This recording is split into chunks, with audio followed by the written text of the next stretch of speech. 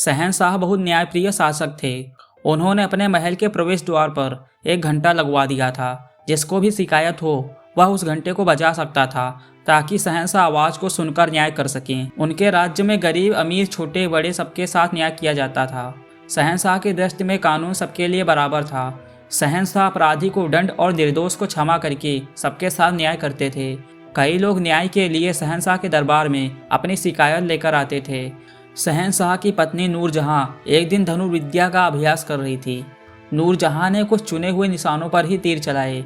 अभ्यास करते करते एक तीर नूरजहां ने हवा में चलाते हुए नदी की तरफ चला दिया, जो वहीं कहीं गिर पड़ा।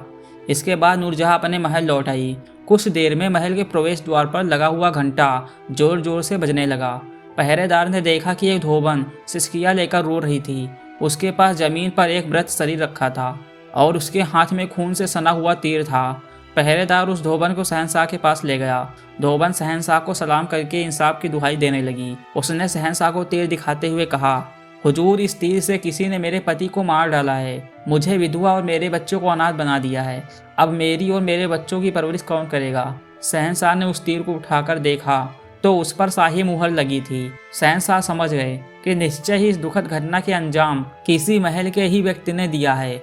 उन्होंने पहरेदार को आदेश दिया, जिस दिन यह घटना हुई उस दिन धनुर्विद्या के अभ्यास कौन कर रहा था। राजा का आदेश पाकर पहरेदार महल में गया और सच्चाई जानकर कुछ ही देर में वापस आ गया और बोला, हुजूर, उस दिन बेगम साहिबा धनुर्विद्या का अभ्यास कर रही थी।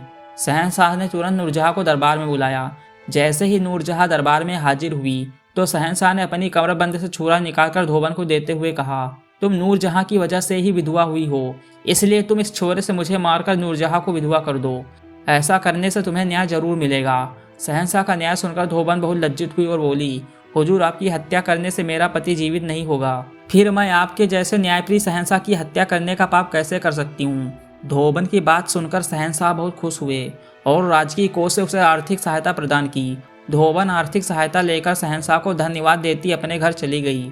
धोबन के जाने के बाद नूरजहां ने शहंशाह से कहा, आपने तो सचमुच बहुत खतरा मोल ले लिया था। यदि वह महिला आपके आदेश का पालन कर देती तो बहुत बड़ा अनर्थ हो जाता।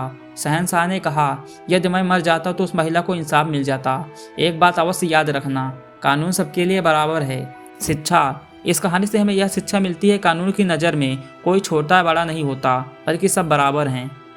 दोस्तों, कैसी लगी ये प्रेरणादायक कहानी कमेंट करके ज़रूर बताइए और ऐसी ही मज़ेदार स्टोरीज सुनने के लिए हमारे चैनल को सब्सक्राइब कर लीजिए। Thanks for watching.